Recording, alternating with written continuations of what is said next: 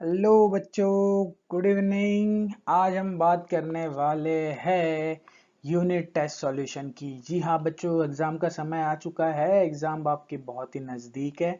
तो ऐसे में जीएससीबी जो बोर्ड है, गुजरात बोर्ड बच्चों, गुजरात बोर्ड ने अपना सिलेबस यानी चैप्टर नंबर 1 और 2 के बेसिस पे उन्होंने एक एग्ज़ाम की रख दी है ऑनलाइन, ठीक है, जिसको उन्होंने नाम दिया यूनिट टेस्ट 12 साइंस के लिए। ठीक है, उसी का आज हम सॉल्यूशन देखेंगे बहुत ही इजी वे में। चलो तो शुरू करते हैं आज का हमारा लेक्चर। अगर आपने आप तक चैनल को सब्सक्राइब नहीं किया है तो सब्सक्राइब कर लो।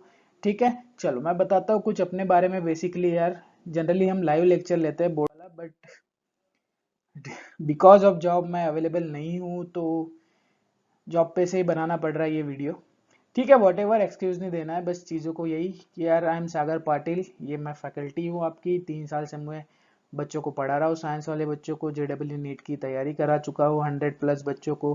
5 इयर्स का मेरा एक्सपीरियंस है यार। मैं शेल इंडिया में ऑलरेडी जॉब कर रहा हूँ। ठीक है, चलो मेरा बीई मैकेनिकल कंप्लीट है और मैंने एमबीए भी कंप्लीट किया है fire protection and safety management से। अभी आप मुझे कहाँ कहाँ रीच कर सकते हो? तो पहले बात यार, आप मुझे टेलीग्राम पे रीच कर सकते हो। यहाँ पे रीच करने का फायदा क्या है? तो यहाँ से आपको हैंड रिटन नोट्स मिल जाएगी, जो सारी की सारी बिल्कुल फ्री है। ठीक है, आपको मुझे बस पिंग करना होगा, जो आपको डिस्क्रिप्शन बॉक्स में मिल जाएगा। आप मुझे इंस्टा पे भी फॉलो कर सकते हो या फिर फेसबुक पेज पे भी फॉलो कर सकते हो। इसका फायदा ये होगा कि अपकमिंग जो सारे नोटिफिकेशंस है या फिर कोई भी अपडेटेड है related to any science subject के साथ जो भी रिलेटेड सारी चीज़ें, सारी की सारी मैं अपडेट करता रहता हूँ। तो आप मुझे पर्सनली यहाँ पे भी फॉलो कर सकते हैं। ठीक है, तो फटाफट से यार नोटबुक पेन उठाओ और सॉल्यूशन करना शुरू कर दो मेरे साथ। चलो तो देखते हैं आपका फर्स्ट क्वेश्चन। पहला क्वेश्चन दिया है बच्चा कि liquid drop of mass m, यानी ऐसा लिक्विड का ड्रॉप है, ठीक है, एक लिक्विड का ड्रॉप है जिसका मास है m। ठीक है, मास क्या दिया हुआ है m, और हम पकड़ते हैं what should be the magnitude of electrical field balance to this drop.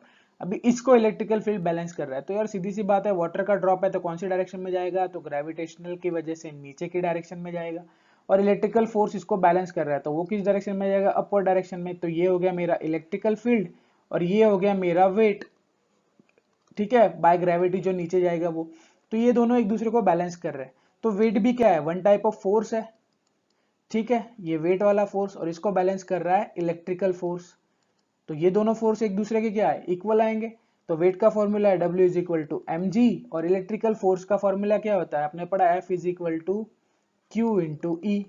मुझे ढूंढना है electrical field, so E is equal to आएगा एम जी अपॉन में क्यू।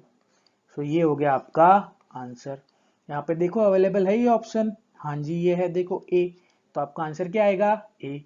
चलो आगे बढ़ते हैं, देखते हैं दूसरा। Unit of linear charge density. अरे बच्चा कचरा सवाल, मामा सवाल। ठीक है, चलो unit charge density, linear charge density का फॉर्मूला क्या है? तो फॉर्मूला से अच्छा, हाँ फॉर्मूला इंपॉर्टेंट है, सॉरी फिसल जाती है जबान। ठीक है, सो लीनियर चार्ज डेंसिटी का फॉर्मूला क्या है? तो चार्ज पर यूनिट लेंथ। तो पर यूनिट लेंथ में जो भी चार्ज होता है उसी को हम कहते हैं लीनियर चार्ज डेंसिटी। तो लेंथ का यूनिट होता है मीटर और चार्ज का यूनिट होता है कुलम, तो आएगा कुलम पर मीटर। ऐसा ऑप्शन है, हाँ जी ये देखो सी है, बिल्कुल है, क्या ही नहीं होगा। चलो दूसरा देखते हैं। The number of electrical field lines emerge out from 1 nano charge. अरे भैया बहुत बढ़िया। So Q is equal to 1 nano. So nano coulomb को हम लिखेंगे 10⁻⁹ कुलम। इसमें से कितनी इलेक्ट्रिकल फील्ड लाइन जा रही है वो हमको ढूंढना है। ठीक है, एप्सिलॉन जीरो हमको दिया है 8.85 इंटू 10⁻⁻12। ठीक है, Newton metre square per coulomb square, ये वही यूनिट है। मुझे ढूंढना है कितनी फील्ड लाइंस। तो भैया इसका एक फॉर्मूला है जो आप इजीली याद रखना, Q is equal to number of field lines into epsilon zero. याद रखना ये formula. So N is equal to हो जाएगा फाई अपॉन में एप्सिलॉन जीरो। फाई नहीं यार, ये Q है। ठीक है, Q अपॉन में एप्सिलॉन जीरो। Q की वैल्यू क्या है? 10⁻⁹। इसकी वैल्यू क्या है? 8.85 इंटू 10⁻⁻12। चलो फटाफट से कैलकुलेटर उठाओ और सॉल्व करो इसको। तो इसका आंसर कुछ ऐसा आएगा 1.13 इंटू 10⁻⁻8 कुलम। ठीक है, कुलम नहीं यार, लाइंस लाइंस, ठीक है, कुलम्स नहीं लाइंस। सो -8, तो यहाँ पे -8 वाला ऑप्शन, अरे भैया -8 का ऑप्शन ही नहीं है यार। चलो, सो -8 का अगर ऑप्शन नहीं है, -8 या +8, एक बार देख लेना, ये +8 आना चाहिए, ठीक है, एक बार कैलकुलेट कर लेना आप अपने हिसाब से। आप इसको कैलकुलेट करोगे तो आपका आंसर यही आएगा 1 पॉइंट, क्योंकि ये थोड़ा मैं सॉल्व कर किया नहीं हूँ, बस आपके सामने बैठ के अभी सॉल्व कर रहा हूँ। चलो आगे बढ़ते हैं, dimension formula of electrical flux. अरे भैया फ्लक्स का डायमेंशन फॉर्मूला ढूंढना है, तो फाई का फॉर्मूला है मेरे पास, phi is equal to vector E dot A. तो इसको सॉल्व करूंगा तो आएगा ई ए कॉस थीटा। भैया कॉस थीटा जो है वो डायमेंशन लेस है, वो क्या है, डायमेंशन लेस है, यानी इसको कोई डायमेंशन ही नहीं है। तो जो भी डायमेंशन आएगा वो आएगा ई का और ए का। तो हमको ढूंढना पड़ेगा ई का फॉर्मूला और फिर ए का यानी एरिया का। तो एरिया का होता है L2। तो ये चीज तो क्लियर है, ई के लिए ढूंढता है, चलो ई के लिए ढूंढते हैं। तो ई यानी क्या, तो ई हमको पता है फोर्स पर यूनिट चार्ज। तो फोर्स का डायमेंशन फॉर्मूला होता है m1 L1 T-2 और Q का फॉर्मूला होता है A1 T1। ठीक है, चलो तो इसको सॉल्व करेंगे तो क्या मिलेगा, m1 L1 T-3 A1, ये हो गया E के लिए। ठीक है, और इसको मल्टीप्लाई करना है A के साथ, तो मुझे मिल जाएगा फाई का। तो E का फॉर्मूला है m1 L1 T-3 A1 multiply by L2। तो क्या आएगा answer, m1 L3 T-3 A1, ऐसा आंसर है। हाँ जी, ढूम ढूम ढूम ढूम, हाँ ये रहा, देखो m1 L3 T-3 A-1। सो ये आपका आंसर। इजी है यार बच्चा, पेपर तो ऐसा देखा जाए तो। चलो फिर देखा, energy of a charge capacitor is a U। Now it is removed from a battery and then it is connected to the another identical uncharged capacitor in parallel. चलो, what will be the energy of capacitor now, यानी हमने क्या किया, पहले capacitor को लिया, ठीक है, उस कैपेसिटर को हमने पहले चार्ज किया U, ठीक है, U जितना चार्ज किया, फिर उसको रिमूव हमने कर दिया, ठीक है, कहाँ से, बैटरी से, and again it is connected to the another identical uncharge capacitor. चलो तो हम लेते हैं सबसे पहले कि भैया ये जो कैपेसिटर मैंने लिया उसकी एनर्जी U है, तो U यानी कितनी एनर्जी होगी, तो हमको पता है energy stored in capacitor. So capacitor में कितनी एनर्जी स्टोर होती है, ठीक है, उसको हमने लिया U का फॉर्मूला क्या होगा, U इज इक्वल टू होता है Q²/2C। ये 2-3 फॉर्मूला है, ठीक है बच्चा, इसके रिलेटेड अगर आपको और ज्यादा डिटेल चाहिए तो ये आपको डिस्क्रिप्शन बॉक्स में भी मिल जाएगा, या फिर सजेशंस वीडियो में भी ये चीज आ जाएगी, ठीक है। चलो तो Q²/2C हो गया। अभी मैंने क्या किया, एक चार्ज कैपेसिटर को, फुल्ली चार्ज कैपेसिटर को एक अनचार्ज कैपेसिटर से ज्वाइन कर दिया, किसमें भैया, पैरेलल में। कहाँ पे दिख रहा है, देखो, इन पैरेलल। तो अगर इसको मैंने पैरेलल में जोड़ा तो भैया क्या सेम होगा, दोनों का वोल्टेज। तो वो वोल्टेज होगा कितना, तो यहाँ पे लिखेंगे कि वोल्टेज अक्रॉस ईच कैपेसिटर, कि दोनों कैपेसिटर के अक्रॉस में वोल्टेज कितना होगा। तो ठीक है, वो ढूंढ लेते, तो कितना होगा voltage, V is equal to Q/2C। ठीक है, चलो तो वोल्टेज भी मिल गया। अभी बात करते हैं कि भैया, चलो बात करते हैं energy stored in each capacitor, यानी दोनों कैपेसिटर को जो मैंने पैरेलली जोड़ा, तो energy stored in each capacitor, की ईच कैपेसिटर में कितनी एनर्जी स्टोर होगी उसका मेरे को ढूंढना है फॉर्मूला। तो ठीक है यार, फॉर्मूला मेरे को पता है, क्या होता है फॉर्मूला, कैपेसिटर में 1/2CV²। ये फॉर्मूला लेने का एक ही रीजन है, क्योंकि मेरे पास वोल्टेज है, वोल्टेज कितना है मेरे पास, दैट इज Q/2C, उसका होल स्क्वायर। ठीक है, पीछे ही हमने डिराइव किया, आप बैक करके भी देख सकते हो। तो 1/2C Q²/4C², ये C से C² गया, तो क्या बचा, 1/2 Q²/C इंटू 1/4। और ये पूरी चीज यानी क्या, energy stored in a single capacitor, और वो कितना था, U था, तो ये कितना हो जाएगा, U/4। तो आपका ये ऑप्शन यहाँ पे होगा U/4, उसको देख लेना और उसको टिक कर देना। तो your right answer will B U/4, ये हो गया आपका आंसर। ठीक है, चलो आगे बढ़ते हैं। देखते क्या दिया है, two metallic spherical shell of radii spheres of radii R1 and R2 are charge. Okay, metallic spheres को भाई चार्ज किया है, तो ये कैपेसिटर का फॉर्मूला है। ठीक है, यानी ये कैपेसिटर की बात कर रहा है। कोई नहीं यार, हम भी कैपेसिटर को लेते हैं, तो R1 रेडी वाले कैपेसिटर का कैपेसिटेंस कितना होगा, तो लेते हैं उसको C1। तो C1 का फॉर्मूला होगा 4 pi epsilon not into R1, और जिसकी रेडियस R2 है उसका फॉर्मूला होगा C2 is equal to 4 pi epsilon not into R2। चलो कैपेसिटेंस मिल गया, आगे बात करते हैं। both are connected contact in with contact with each other with a conducting wire and then are separated। Okay, तो दोनों को एक दूसरे के कांटेक्ट में ला रहे हैं। ठीक है यार, दोनों को एक दूसरे के कांटेक्ट में ला रहे हैं और सेपरेट कर रहे हैं। If the electrical field of surface is E1 and E2 then E1 upon E2 मेरे को ढूंढना है। अरे बच्चा, बहुत थोड़ा सा ध्यान से समझो। अभी दोनों को मैं वायर से जोड़ूंगा, तो दोनों को चार्ज किया और वायर से जोड़ूंगा, तो दोनों में से क्या निकलेगा, चार्ज निकलेगा। तो पहले ढूंढते हैं इन दोनों रेडियस वाले पे चार्ज कितना रहेगा। तो सपोज R1 वाले पे चार्ज है Q1 और R2 वाले पे चार्ज है Q2। ठीक है, सो Q1 की वैल्यू क्या होती है C1 इंटू वी, और इसकी वैल्यू क्या आएगी C2 इंटू वी। C1 यानी क्या, तो 4 pi epsilon not R1 into V, और इसकी value 4 pi epsilon not R2 into V. ठीक है, चलो ये मेरे को मिल गया, Q1 हो गया, Q2 हो गया। अभी एक चीज मुझे पता है, E का फॉर्मूला क्या आता है, E is equal to k q upon में आर स्क्वायर, यानी E proportional to Q upon में आर स्क्वायर। मुझे क्या ढूंढना है, E1 अपॉन E2। ठीक है, ढूंढते हैं। E1 अपॉन में E2 इज इक्वल टू क्या होगा, Q1 अपॉन में Q2 इंटू R2 का स्क्वायर डिवाइडेड बाय R1 का स्क्वायर, क्योंकि अपोजिट आ जाएगा। ठीक है, चलो Q1 अपॉन Q2 की वैल्यू क्या आएगी, तो Q1 अपॉन Q2 अगर मैं करता हूं तो इनका भी रेशियो आएगा, ये कैंसिल, ये कैंसिल, ये कैंसिल, ये कैंसिल। सो R1 अपॉन R2, और यहाँ पे क्या आ जाएगा R2 का स्क्वायर, यहाँ पे आएगा R1 का स्क्वायर। सो R2 यहाँ पे स्क्वायर कैंसिल, R1 यहाँ पे ये कैंसिल। सो आंसर क्या आया, R2 अपॉन में R1 किसके बराबर, ये देखो यहाँ पे किसके बराबर आया है, E1 अपॉन में E2 के बराबर। तो ऐसा ऑप्शन है R2 अपॉन में R1, हाँ जी ये देखो A option. So answer will be A. चलो ये खाली दिया है तो मैं यहाँ पे आंसर लिख देता हूँ, तो मस्त लगेगा। E1 upon E2 is equal to R2 upon में R1।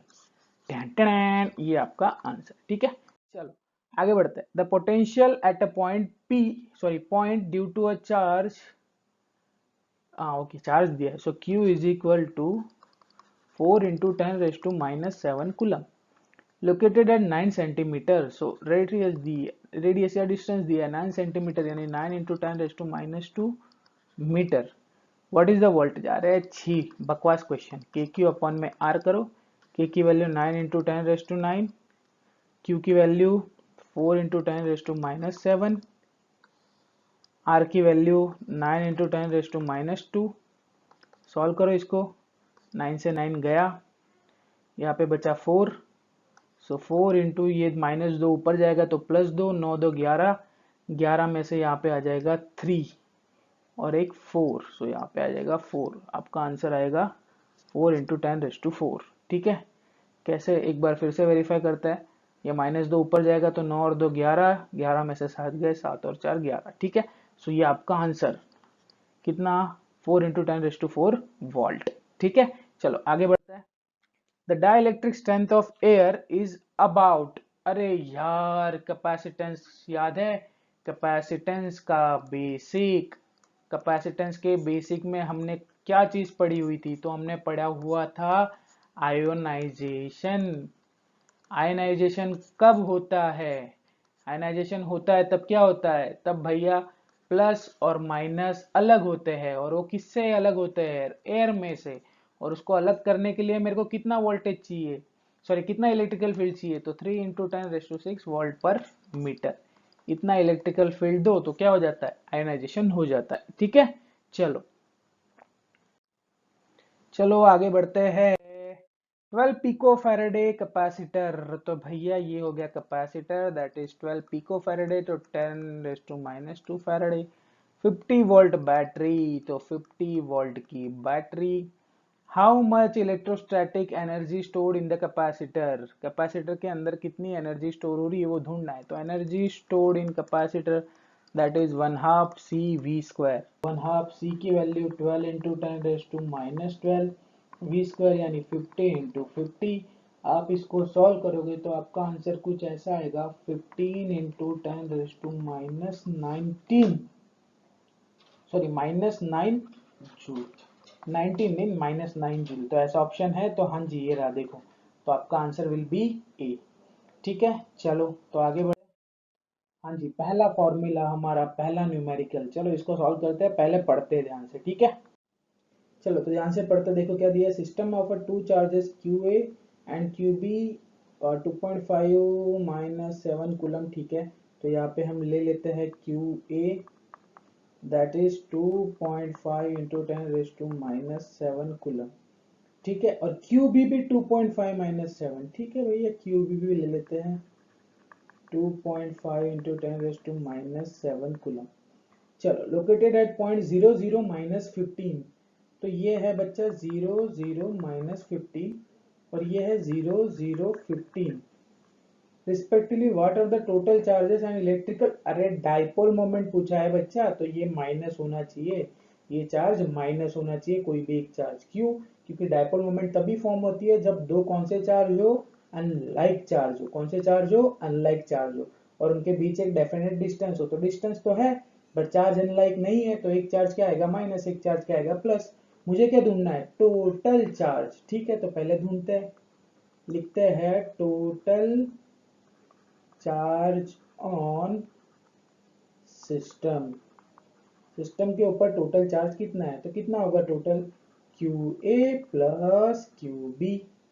क्यू ए की वैल्यू कितनी है, तो देखो 2.5 इंटू 10⁻⁻7 और ये प्लस, और ये है माइनस 2.5 इंटू 10⁻⁻7। दोनों की वैल्यू क्या हो गई? 0। तो क्यू टोटल कितना हो गया, तो क्यू टोटल हो गया बच्चा 0। अभी और क्या फाइंड करना है, और फाइंड करना है find the electrical dipole moment of the system. ठीक है डाइपोल मोमेंट फाइंड करते हैं।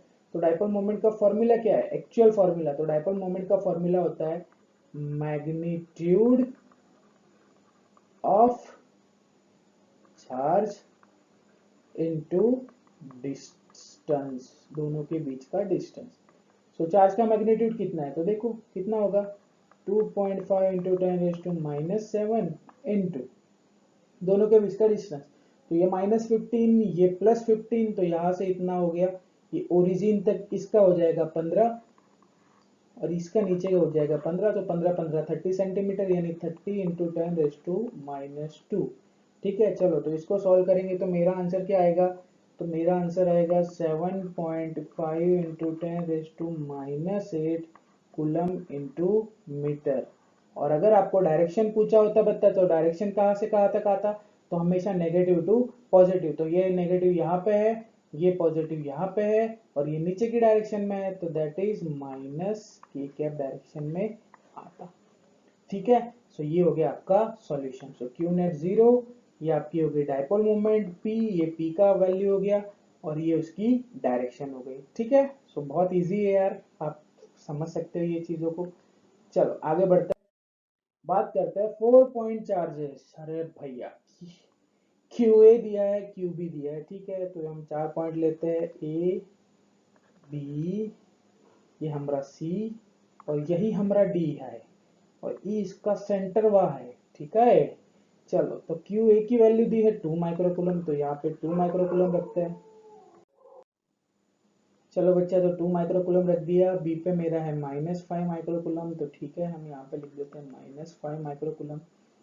क्यू सी पे है बच्चा 2 माइक्रोकूलम अगेन, तो यहाँ पे 2 माइक्रोकूलम अगेन, और क्यू डी पे है बच्चा -5 माइक्रोकूलम, तो ठीक है -5 microcoulomb are located at the corners of square. ठीक है देन साइड ऑफ 10 सेंटीमीटर, तो इसका साइड है 10 सेंटीमीटर का, तो सब सारे के सारे कितने सेंटीमीटर के होंगे, 10 सेंटीमीटर के होंगे।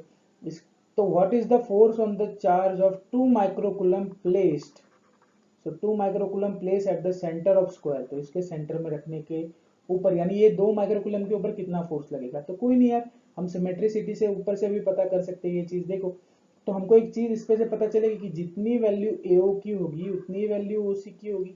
यानी हम यहाँ पे क्या लिख सकते हैं कि भैया AO is equal to OC. उसी तरीके से जितनी वैल्यू ओडी की होगी उतनी वैल्यू ओबी की होगी। ठीक है, सो ओडी इज इक्वल टू ओबी। हो चुका ये चीज। चलो अब बात करते हैं इनके ऊपर लगने वाले फोर्सेस की। तो आप मुझे बताओ, ये 2 प्लस है, ये 2 प्लस है, दोनों एक दूसरे को क्या करेंगे, रिपल करेंगे। ठीक है, रिपल करेंगे बच्चा, तो क्या होगा, ये इसको रिपल करेगा, ये इसको रिपल करेगा। ठीक है, तो दोनों एक दूसरे को अगर रिपल कर रहे हैं बच्चा, तो ये फोर्स कुछ इस डायरेक्शन में लगेगा। यानी ये दो वाला, ये ओ से ये वाला, मतलब ये देखो यहाँ से मेरा पॉइंटर, ठीक है, ये वाला और ये वाला रिपल कर रहा है, ये वाला और ये वाला भी रिपल कर रहा है। तो दोनों रिपल करने की वजह से जो फोर्स एक्सर्ट होंगे वो दोनों फोर्स की डायरेक्शन में एक्सर्ट होंगे, एग्जैक्टली अपोजिट डायरेक्शन में। यानी ये इधर लगेगा, ये इधर लगेगा, और दोनों कितने मैग्नीट्यूड के होंगे, सेम मैग्नीट्यूड के। ये मैं किस तरीके से बोल सकता हूँ, तो मेरा फॉर्मूला है यार, F is equal to Q1 Q2 upon में आर स्क्वायर, प्रोपोर्शनल में होता है ना ये चीज। तो F is equal to F proportional to क्या होगा, Q1 Q2, बट यहाँ पे Q1 और Q2 दोनों की वैल्यू सेम है, सो F प्रोपोर्शनल टू क्या हो जाएगा, Q स्क्वायर। यानी कंप्लीटली डिपेंड किस पे करेगा, चार्ज पे डिपेंड करेगा। बट ये देखो, ये 2 माइक्रोकूलम से जो भी प्रोड्यूस होगा वो इस डायरेक्शन में लगेगा फोर्स, इस 2 माइक्रोकूलम से जो भी प्रोड्यूस होगा ये इस डायरेक्शन में लगेगा। दोनों एग्जैक्टली अपोजिट डायरेक्शन में है, तो F A is equal to क्या हो जाएगा, एफ सी हो जाएगा। एफ ए और एफ सी की वैल्यू सेम हो जाएगी, बट कौन से डायरेक्शन में, अपोजिट डायरेक्शन में। कौन से डायरेक्शन में, अपोजिट डायरेक्शन में। तो ये क्या हो गया, जीरो हो गया। ए का और सी का रिएक्शन क्या हो गया, जीरो हो गया, तो कोई फोर्स ही नहीं लगेगा। बात करते हैं उसी तरीके से, समझ आ रहा है ना, इजी है ना। उसी तरीके से बात करते हैं बी और डी के लिए। चलो तो बी और डी के लिए देखते हैं, तो यहाँ पे कितना माइक्रोकूलम है, 2 माइक्रोकूलम है। ठीक है, ये प्लस है ये माइनस है, तो जाहिर सी बात है ये इसको अट्रैक्ट करेगा, तो ये इस डायरेक्शन में चलेगा। किस डायरेक्शन में चलेगा ये, तो इसको बनाते हैं हम, ये भैया इस डायरेक्शन में चलेगा, तो ये चल चुका इस डायरेक्शन में। ये -5 है, ये 2 है, तो ये इस डायरेक्शन में चलेगा। ठीक है, यहाँ पे भी देखो Q1 और Q2 की वैल्यू सेम, Q1 और Q2 की वैल्यू सेम, यानी दोनों अपोजिट डायरेक्शन में भी है और दोनों की फोर्स की वैल्यू सेम भी है। यानी FC is equal to FD होने वाला है, बट अगेन इन कौन सी डायरेक्शन, अपोजिट डायरेक्शन। दोनों किस डायरेक्शन में होगा, अपोजिट डायरेक्शन में होगा। और दोनों अपोजिट डायरेक्शन में इनडायरेक्टली मतलब क्या हुआ कि भाई चारों, ये जो फोर्स है ये दोनों के एक्शन कैंसिल करेंगे, ये भी एक दूसरे के एक्शन कैंसिल करेंगे, तो net force at centre of square A B C D will be zero. क्या होगा, जीरो। समझ आ रहा है, बहुत इजी चीज है यार। ठीक है, ये बहुत इजी फॉर्मूले पूछे हुए हैं, मतलब न्यूमेरिकल्स पूछे हुए हैं इन लोगों ने। चलो तो आगे बढ़ते हैं और बात करते हैं नेक्स्ट की। देखो दिया है 2 चार्जेस ऑफ 3, हाँ और -2। ठीक है, 2 चार्ज लेते हैं बच्चा हम। एक चार्ज है 3 इंटू 10⁻⁸ कूलम, दूसरा चार्ज है -2 into 10⁻⁻8 coulomb, located at 50 centimetre apart. ठीक है, ये यहाँ से इतना है भैया 15 सेंटीमीटर। ठीक है, चलो एट व्हाट पॉइंट एस, यानी इसके बीच में एक पॉइंट है एस। ठीक है, ये है ए, ये है बी, और इसके बीच में है point S. On the lining of दो two charges having potential zero. ठीक है, चलो तो सपोज करते हैं ये ए से एक्स जितने डिस्टेंस पे है, तो ये कितना हो जाएगा 15 माइनस एक्स। ठीक है, चलो तो एस पॉइंट पे पोटेंशियल मेरा क्या हो रहा है, जीरो हो रहा है। ठीक है, पोटेंशियल जीरो हो रहा है, तो हम एक काम करते हैं कि एस पॉइंट के पास ए की वजह से कितना पोटेंशियल आ रहा है और बी की वजह से कितना पोटेंशियल आ रहा है, पहले वो ढूंढ लेते हैं। चलो किस तरीके से ढूंढोगे, तो मेरा V is equal to V net, total कितना होगा, V1 प्लस V2। V1 की वैल्यू क्या आएगी, KQ1 अपॉन में R1 प्लस KQ2 अपॉन में R2, और नेट कितना है, जीरो, क्योंकि देखो यहाँ पे लिखा है इलेक्ट्रिकल पोटेंशियल इज जीरो। चलो इसको उस डायरेक्शन में भेज दो, तो क्या आएगा, KQ1 upon R1 is equal to minus KQ2 upon में R2। के अगेन कैंसिल, क्या बचा, Q1 upon R1 is equal to Q2 upon में R2। चलो यहाँ तक हो गया बच्चा। अब यहाँ से आगे बढ़ता है। Q1 की वैल्यू क्या है, तो दी है 3 इंटू 10⁸ अपॉन में R1। तो S और A के बीच का डिस्टेंस कितना है, दैट इज x। तो ठीक है, दैट इज x। फिर इधर माइनस छूट गया, ठीक है। सो माइनस D की वैल्यू क्या है, तो -2 इंटू 10⁻⁻8।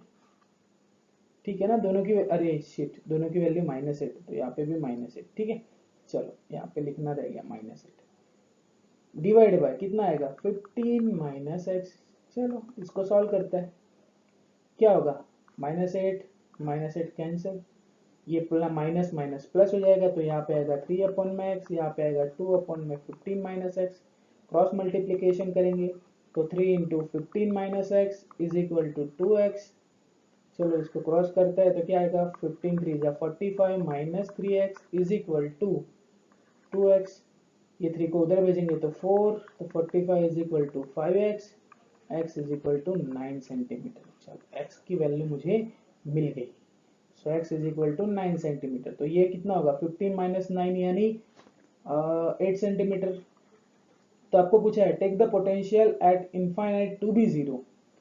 ठीक है, take the potential at infinite to be zero, यानी मेरे को ऐसा पॉइंट ढूंढना है कि कितना, मतलब ये पॉइंट ए से कितना दूर होगा और बी से कितना दूर होगा, वो मेरे को फाइंड करके देना है। तो कुछ नहीं है, आप यहाँ पे लिख सकते हो from positive charge, from positive charge वो कितने कितने डिस्टेंस पे मिला, 9 सेंटीमीटर से मिला, ठीक है। और from negative charge it will be at 8 centimetre. So आप ये आंसर लिख सकते हो इसका, ठीक है। सो आपको पता चला भाई, इजी है। क्या किया मैंने, दोनों को लाइन ज्वाइनिंग में एक बीच में एक पॉइंट रख दिया, उस पॉइंट के पास मैंने डिस्टेंस लिया कि सपोज उसका पॉजिटिव से x है, तो यहाँ से कितना होगा 15 माइनस एक्स, ठीक है। और इसी को मैंने सॉल्व कर दिया फिर, क्योंकि दोनों का पोटेंशियल क्या है, नेट पोटेंशियल क्या है, जीरो। तो एक का पोटेंशियल दूसरे का पोटेंशियल, दोनों को फिर प्रोसेस किया मैथमेटिकल, तो आंसर आ गया, ठीक है। तो यहाँ पे मेरा आंसर आ चुका है, that is from positive it is 9 centimetre and from negative it is 8 centimetre, ठीक है। चलो, हाँ जी, चलो ये जो लास्ट वाला है ना बच्चा, ये लास्ट वाला मैं बैक नहीं जा सकता स्लाइड में, ठीक है। तो आप एक चीज करना, ये लास्ट वाले को लिख लेना पहले, तो हम फिर इसको लास्ट में समझेंगे कि एग्जैक्टली वो कहना क्या चाहता है। देखो क्या दिया है, determine of the electrostatic potential energy of a system consisting two charge, दो चार्ज दिए है 7 माइक्रोकूलम और -2 microcoulomb, which the no external field place at -999 centimetre और 99, यानी दोनों के बीच का डिस्टेंस हो गया 18 सेंटीमीटर, ठीक है। क्या फाइंड करना है, how much work is required to separate the charge infinitely away from each other, ठीक है। सो दोनों को इनफाइनाइट पे रखना है मुझे। पहले तो इलेक्ट्रोस्टैटिक पोटेंशियल एनर्जी देनी है, ठीक है। इलेक्ट्रोस्टैटिक पोटेंशियल एनर्जी का फॉर्मूला है, पहले हम लिख लेते हैं कि एक दूसरे से कितने डिस्टेंस पे और किस तरीके से। चलो, तो एक है मेरा 7 माइक्रोकूलम, एक है -2 माइक्रोकूलम, ठीक है। चलो, 7 माइक्रोकूलम कितने डिस्टेंस पे है, दैट इज -900, ये है +900, ठीक है। दोनों के बीच का डिस्टेंस हो गया 18। मेरे को ढूंढना है पहले पोटेंशियल एनर्जी, तो पोटेंशियल एनर्जी का फॉर्मूला क्या है बच्चा, तो के Q1 Q2 अपॉन में R², ठीक है। के की वैल्यू पता है मुझे कि कितनी कितनी आती है, 9 इंटू 10⁻⁹। Q1 की वैल्यू कितनी है, 7 माइक्रोकूलम, यानी 7 इंटू 10⁻⁻6। इसकी वैल्यू कितनी है, तो -2 इंटू 10⁻⁻6, ठीक है, डिवाइडेड बाय R², तो दोनों के बीच का डिस्टेंस, तो 18 इंटू 10⁻2 का होल स्क्वायर, ठीक है। R² नहीं, सॉरी, के क्यू अपन में आर, ठीक है यार, भूल जाता है क्योंकि फॉर्मूला एक जैसे ही लगते हैं ना ऑलमोस्ट। चलो, R² नहीं है, ये R है। चलो, अगर ये R है, चलो इसको सॉल्व करेंगे तो U की वैल्यू क्या आ जाएगी, तो U की वैल्यू अगर मैं इसको सॉल्व करूंगा तो आएगी -0.7 जूल, ठीक है। ये एनर्जी हो गई किसके लिए, दोनों चार्ज के लिए, इतनी एनर्जी उन दोनों में है। तो अभी एक सीधी सी बात है यार, इसके पास इतनी एनर्जी है, यानी ये इस पे इतनी ताकत लगा रहा है 0.7 की, ये भी इस पे 0.7 की ताकत लगा रहा है। मुझे दोनों को दूर फेंकना है, तो कुछ नहीं यार, मुझे भी इसके ऊपर बाहर से इतनी ही ताकत लगानी पड़ेगी, क्योंकि जाहिर सी बात है ना, जो हम वर्क डन करते हैं वर्क एनर्जी थ्योरम के अकॉर्डिंग, जो भी हम वर्क डन करते हैं वही वर्क डन उसमें एनर्जी के फॉर्म में स्टोर होता है। तो एनर्जी मेरी निकली 0.7, तो बस ये .7 के अपोजिट डायरेक्शन में मुझे क्या करना पड़ेगा, वर्क डन करना पड़ेगा, तो ये दोनों एक दूसरे से इनफाइनाइटली अवे हो जाएंगे। ठीक है, ये कॉन्सेप्ट है according to work energy theorem. ठीक है, चलो तो U इज इक्वल टू दिया है मुझे -0.7 जूल, तो दोनों को सेपरेट करने के लिए यानी दोनों को दूर करने के लिए मुझे कितनी है, माइनस यू कितना आया -0.7। सो अगर मैं 0.7 जूल का काम करूं किसके ऊपर, ये दोनों चार्ज के ऊपर, किसके ऊपर, इन दोनों चार्ज के ऊपर, तो मैं उनको इनफाइनाइटली अवे फेंक सकता हूं। अभी लास्ट और सबसे इंपॉर्टेंट चीज क्या है, मेरे को टोटल नेट पोटेंशियल एनर्जी ढूंढनी है। देखो what will be the electrostatic energy configuration V, यानी मुझे टोटल नेट इलेक्ट्रोस्टैटिक एनर्जी इसकी ढूंढनी है। तो ठीक है, तो यहाँ पे हम लिखेंगे net electrostatic energy will be, कितनी आएगी, तो कितनी आएगी, तो भैया एक तो आएगी इसमें जितनी एनर्जी स्टोर्ड है उतनी, प्लस प्लस फिर आएगी, ये देखो किसके फॉर्म में, जो भी एनर्जी स्टोर है वो, ये अपॉन आर, यानी एनर्जी होती है Q इंटू ई। ठीक है, जो भी फोर्स लगेगा वो एनर्जी बनाएगा। So F is equal to Q into E होता है, बट ई का फॉर्मूला यहाँ पे दिया हुआ है A अपॉन आर स्क्वायर, तो यहाँ पे होगा Q1 into A1 upon R1 plus Q2 A upon में R2। ठीक है, अभी ये समझना है आपको ये चीज आई कैसे। ठीक है, चलो ये चीज आई कैसे, तो बच्चा ये चीज आई एक वजह से, कहाँ से, तो हमने पढ़ा है किसके लिए, हमने पढ़ा एक फॉर्मूला कि voltage is nothing but it is a minus line integral of electrical field. Electrical field का लाइन इंटीग्रल होता है। ठीक है, सो इलेक्ट्रिकल फील्ड कितनी है मेरी, देखो इलेक्ट्रिकल फील्ड यहाँ पे दी हुई है A अपॉन में are square. So A upon में are square into D R, करो इसको सॉल्व करो तो 1 अपॉन आर स्क्वायर यानी क्या होता है, ए तो कांस्टेंट आ जाएगा 1 अपॉन आर स्क्वायर यानी -1 upon r, minus minus plus, तो आंसर क्या आया A अपॉन में r. So because of this, ये देखो यहाँ पे क्या आया Q1 इंटू ए अपॉन में आर, सो A अपॉन में r, Q2 into A upon में आर। ठीक है, चलो सारी चीजें रखो। U की वैल्यू क्या है, तो U की वैल्यू मैंने ऑलरेडी डिराइव की है, दैट इज 0.7, 0.7 प्लस, चलो 0 माइनस 0.7 है ना U की वैल्यू। चलो Q1 की वैल्यू कितनी है 7 इंटू 10⁻⁻6। ए की वैल्यू क्या है, तो ये दी हुई है देखो 9 इंटू 10⁵, 9 इंटू 10⁵। ठीक है, डिवाइडेड बाय दोनों के बीच का distance that is 18 into 10⁻2 centimetre, centimetre ना इसके लिए -2, प्लस दूसरे की वैल्यू क्या है -2 10⁻⁻6 into 9 into 10⁵ divided by 18 into 10⁻²। चलो इसको सॉल्व करोगे आप, कंप्लीट पूरा सॉल्व करोगे तो आपका आंसर कुछ ऐसा आएगा -0.7 plus 70 plus plus minus again minus होगा ना, सो -20। So your answer will B 49.3 joule. कितना आएगा 49.3 जूल, यानी इसका आंसर आया मेरा 49.3 जूल। ठीक है, सो ये इसका आंसर हो गया, ये सेकंड वाले का आंसर हो गया और ये फर्स्ट वाले का आंसर हो गया।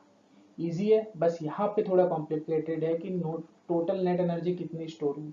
तो टोटल एनर्जी स्टोर कितनी हुई वो इंपॉर्टेंट टर्म थे कि भैया वो खुद के अंदर उसने जितनी एनर्जी स्टोर की, प्लस ये दोनों चार्ज ने उसके ऊपर जो फोर्स लगाया वो भी फोर्स से वर्क डन हुआ और वही वर्क डन एनर्जी के फॉर्म में स्टोर हुआ। तो वो मैंने ढूंढा किसकी वजह से, तो ये इंपॉर्टेंट टर्म है। ठीक है, ये थोड़ा सा हम अलग बना देते हैं तो आपको लगेगा कि हाँ जी सर ने कुछ ये चीज अलग से किया, आप पता कर सकते हो मतलब कहाँ घूम रहा है, दिख भी नहीं रहा है यार। ठीक है, सो आई होप आपको ये दिख जाएगा अलग से, क्योंकि ये इंटीग्रेशन है और इसी के ऊपर से ये चीज मैंने ढूंढी हुई है। चलो तो आगे बढ़ते हैं। हाँ, two large thin metal plates are parallel and close to each other. ठीक है, दो प्लेट है एक दूसरे के पास पास में। On the inner faces of plate we have surface charge density is opposite sign. ठीक है, तो इसकी सरफेस डेंसिटी लेते हैं सिग्मा, इसकी लेते हैं minus sigma. And of magnitude, चलो सो इसका मैग्नीट्यूड दिया है sigma, that is 17/10⁻²² coulomb per metre square. What is the electrical field? ठीक है यार, बहुत इजी है, sigma E is equal to sigma upon 2 epsilon naught. ये कौन सा फॉर्मूला है? इनफाइनाइट शीट वाला, ठीक है, इनफाइनाइट शीट द्वारा, शीट के वजह से प्रोड्यूस होने वाला इलेक्ट्रिकल फील्ड, उसका फॉर्मूला है सिग्मा अपॉन 2 एप्सिलॉन नॉट। चलो सिग्मा की वैल्यू कितनी है एक बार देख लो, यहाँ पे दी हुई है मुझे, कितना है 17 × 10⁻²² डिवाइडेड बाय एप्सिलॉन नॉट। ये किसकी वजह से? एक प्लेट की वजह से, ठीक है। यहाँ पे लिख लूं मैं कि बिकॉज ऑफ सिंगल प्लेट, यानी एक सिंगल प्लेट में इतना इलेक्ट्रिकल फील्ड प्रोड्यूस होगा, sigma upon 2 epsilon not. So sigma upon 2 epsilon not की वैल्यू आती है 8.85 × 10⁻12। चलो इसको सॉल्व करेंगे तो मेरा आंसर क्या आएगा, थोड़ा दिमाग लगाओ, क्या आएगा 3.84 इंटू 10⁻, सॉल्व करोगे क्या एक बार? ठीक है, सॉल्व करते हैं, चलो इसको। ये हो गया एक प्लेट की वजह से, यानी ये वाली प्लेट में इतना इलेक्ट्रिकल फील्ड प्रोड्यूस हुआ, सिग्मा अपॉन 2 एप्सिलॉन नॉट। दूसरी प्लेट लूंगा, उसमें कितना प्रोड्यूस होगा, उसमें भी again sigma upon 2 epsilon not. तो टोटल मेरा ई नेट कितना होगा, तो E1 प्लस E2। E1 की वैल्यू क्या है, सिग्मा अपॉन 2 एप्सिलॉन नॉट, इसकी वैल्यू क्या आएगी, सिग्मा अपॉन 2 एप्सिलॉन नॉट।